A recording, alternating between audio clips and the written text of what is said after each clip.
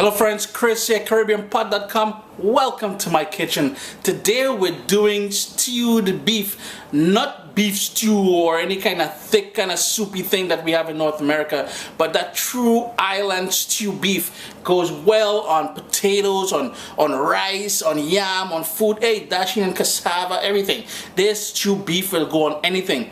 And here I'm going to give you guys a little peek. I've got it simmering away. Ooh. If it's your first time you're watching me on YouTube, do click subscribe above. Leave me your questions and comments below, and do give the video the thumbs up. Hey, much love and respect when you guys do that. So here we go. Stewed beef. We're gonna hit you a double wicket on that. Let's see if we can quickly run through the ingredients we'll be using for this stewed beef. Speaking about stewed beef, the star of the show here, I've got 2 pounds of beef cut up and trimmed into 1-inch cubes. I used half a lime, the juice of half a lime, to wash it with some cool water, drained it. It's nice and dry now, ready for seasoning. And this is how we're going to season this, and we're going to put the entire dish together. We're going to need some fresh ground black pepper, so anywhere from about 1/4 teaspoon to 1/2 teaspoon of that. I've got a lovely ripe tomato here, medium-sized tomato. We're going to chop that up. I've got a couple scallions here. Some of you may know it as spring onions, green onions, hey, whatever you want to call it, you do your thing, but it's green onions, right? Scallions. A medium-sized onion. 2 big cloves of garlic. We're going to chop them up nice and fine to add a little garlic something to this, hey. And how can we go about without using this beauty here? Caribbean Sunshine Scotch bonnet pepper. I want this to have a little bit of a kick, so I'm going to be using the entire pepper. However, I'm going to show you guys a little tip. If you want the vibe from this, you want that flavor, but you don't want so much of that raw heat, I'll share a tip with that for you in a couple of minutes. Salt. I've got about 3/4 teaspoon of salt here. Obviously, your tolerance for salt is going to be a little bit different than mine, so near the end, taste and adjust accordingly. Ketchup. A tablespoon of your everyday ketchup. Brown sugar. A heaping tablespoon of brown sugar. This is golden brown sugar. And you're probably wondering if this dish is going to be sweet. Trust me, it will not be sweet. You will be enjoying this thing so much. It's going to be lovely. Some freshly ground ginger, a teaspoon of that freshly ground ginger. We're going to need some vegetable oil, and this is what I have here. About a tablespoon to a tablespoon and a half of that vegetable oil. And one more thing that goes in here, and this is prepared green seasoning. It's one of those sort of things every Caribbean person tends to have in their house, in their fridge. Well, it depends on where you're living too. If you're living down in the Caribbean, you can go pick fresh herbs out in your garden in the backyard. But when you don't have that ability to do that, what we usually do is we get all our fresh herbs that we like, put it in the blender, blend it up, and we create a sort of a paste. And this is what it is here. So here I have a heaping teaspoon of that prepared green seasoning. If you're looking for a recipe on how to make that green seasoning, search google.com Caribbean green seasoning, or go directly to my website at CaribbeanPot.com. There will be a recipe there for you guys. Additionally, if you're looking for a video on how to make this, go to youtube.com/CaribbeanPot, and I have a wicked recipe posted on there for you guys. You know, the video tutorial kind of thing. Additionally, one more thing we'll be needing here is a couple cups of water to really braise that beef, to break it down to be nice and tender. You want, when you're eating this, you don't need a knife, you don't need a fork, you know. It's all kind of good things happening when you're just cutting away and it's just melting away. So we want this nice and tender. If I forgot anything, as usual, as we go along, I will update you guys. All we've got to do now is chop everything up for making the sort of marinade we got to make. So all I'm going to do, I've got my green onions here, my scallions, so many names. And all I'm doing is giving that a fine chop.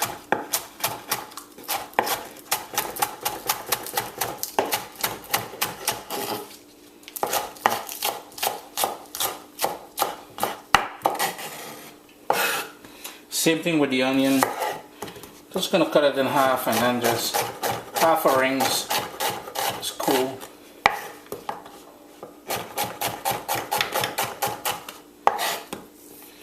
with the garlic. Now here's the thing, you guys are watching, if you're using, if you saw my recipe for making the green seasoning, you would have seen I've already used some garlic in that green seasoning paste, as well as some scallions. But I love the brightness adding a little bit of fresh garlic and scallions does to the dish. All I'm going to do is press with the back of my knife just to crush it a bit, and then give that a rough chop as well.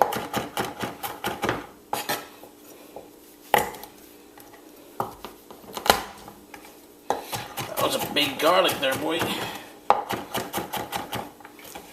So my garlic is nice and chopped now, and I told you guys I'll be using the entire Scotch bonnet pepper. So what I want to do is, I'm just going to show you guys a cross section of this pepper. And this is what the inside of the Scotch bonnet pepper looks like. This is a smaller one. Maybe this might be better here. Notice the seeds and that sort of white membrane around the seeds. That's where the majority of heat is. If you want that vibe, you want that kick, but you don't want that raw heat, you just can't handle it, all you're going to do is cut this out, all these seeds, and toss them out. Here's the thing, I want it live today. I want to feel that true Caribbean sunshine when I'm eating this stewed beef. The other thing, guys, so I'm going to use all of it, but the other things I forgot to mention when handling these peppers, be careful with your hands. You should be wearing gloves technically, because wherever the oils, once this is cut open, there's going to be oils, and once that oil gets on your hand, it can spell trouble for you. You touch something, you touch your eyes, hey, it is painful.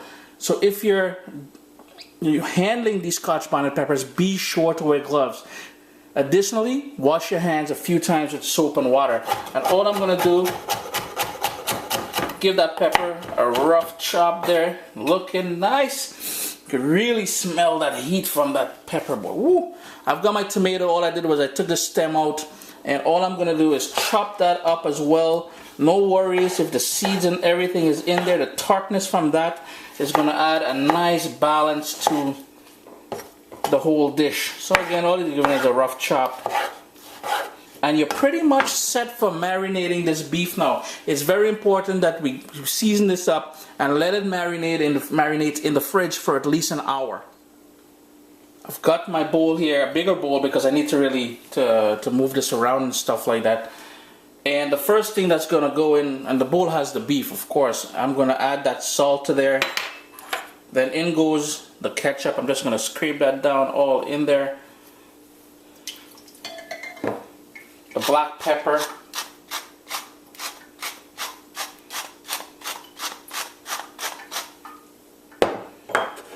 In goes the grated ginger. Again, make sure everything gets in there. The green prepared seasoning that we made. And all of the stuff here that we chopped up is all going to go in here. Look at the beautiful colors. Woo! The scent of that garlic, the fresh scallions. Everything smells wicked in here. Woo! You guys are probably wondering when I'm going to bring in the wicked, right? Well, there it is. The wicked is in there. So all I'm going to do now is take a spoon, and we're going to give this a good mix. And speaking about mix, I just realized I forgot something, and as I told you guys, I will update you as we go along. And here is the guy we forgot. This one adds a nice little depth of flavor to it. Worcestershire, you know what, I won't even try to pronounce it. Worcestershire, you know what, here we go. In goes a few drops of this, maybe about a teaspoon or so. And we really got to stir this up now. Ooh, smells nice. This is going to marinate now for at least, remember I said at least 1 hour. Try not to do it overnight, because I find when you do it overnight, it overpowers the meat, and it's just too herby, it just isn't the same. 1 hour if you have time, 3, 4, 5 hours. 3 hours would be perfect, but 1 hour should be enough.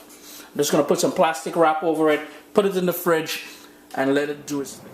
I've got a deep saucepan here, and if you got your Dutchie, use your Dutchie, those nice iron pots. You go ahead, do your thing. High heat, it's nice and hot now.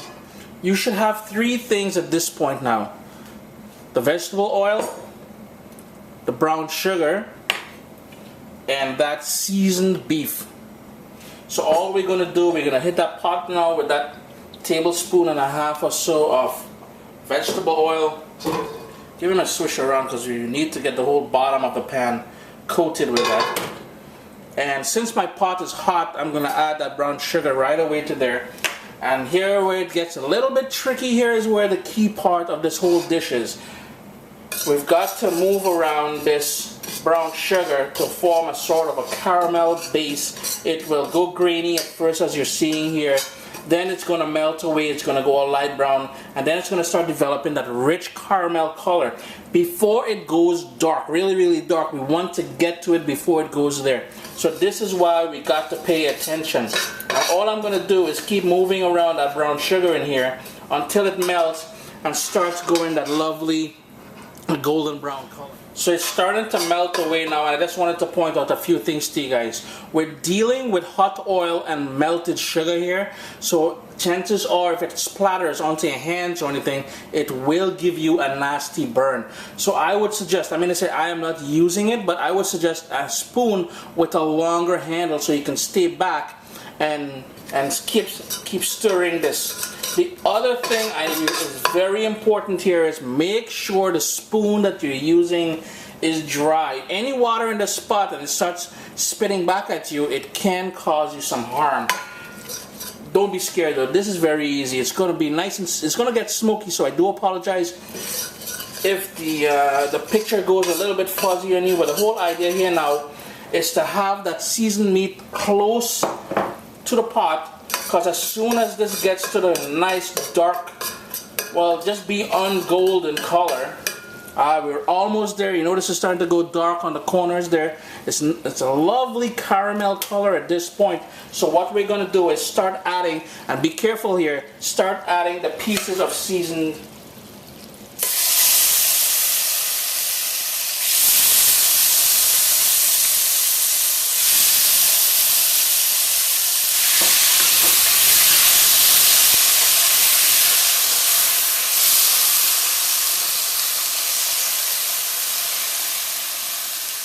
You'll notice that the marinade, the tomato, the onion, everything is going in here. That is cool.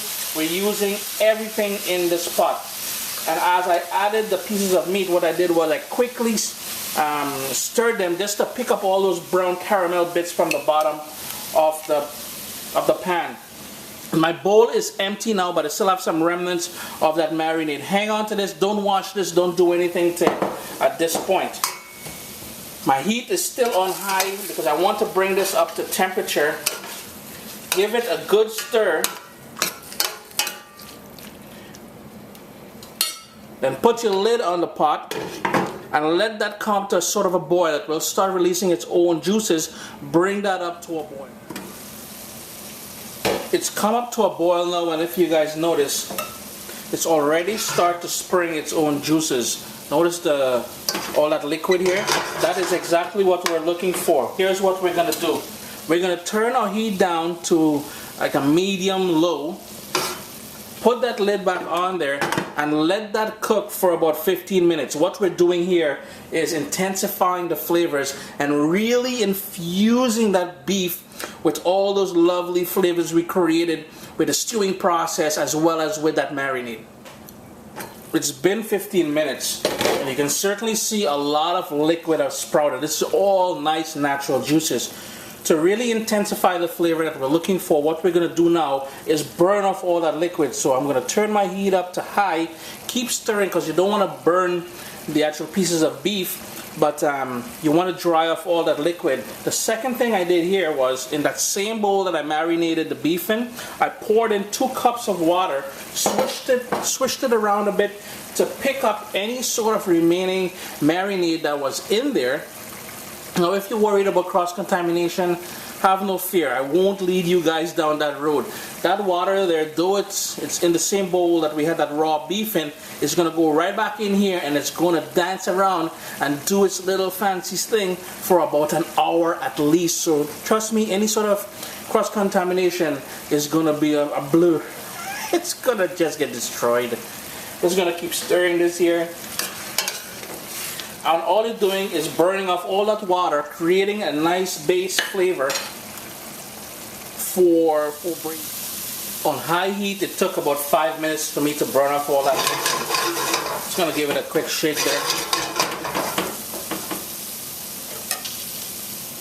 Your kitchen should be smelling wicked by now.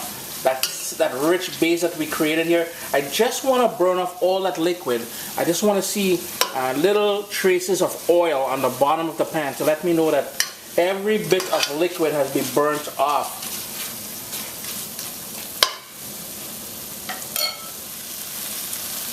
A good indication as to when all that liquid has been burnt off is not only little remnants of oil on the bottom of the pan, you're also going to hear that sort of a sizzle. Can you guys hear that? That's exactly where we're supposed to be right now. So now what we're going to do is, my heat is still on high. We're going to pour in all that water. So the 2 cups of water in there. Scrape the bottom of the pan because we want to pick up all that rich flavor. And bring that up to a boil.